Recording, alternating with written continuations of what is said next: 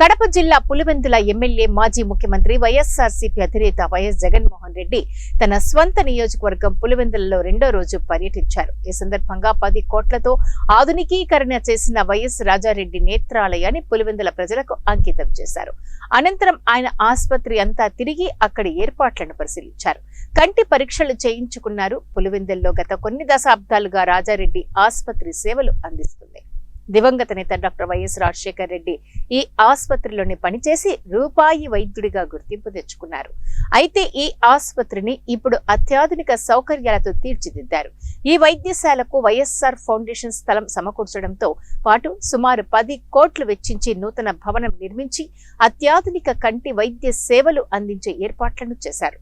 ప్రముఖ LV Prasad eye institute, YSR foundation సంయుక్తంగా ఈ ఆసుపత్రిని ఆధునికీకరించడం విశేషం.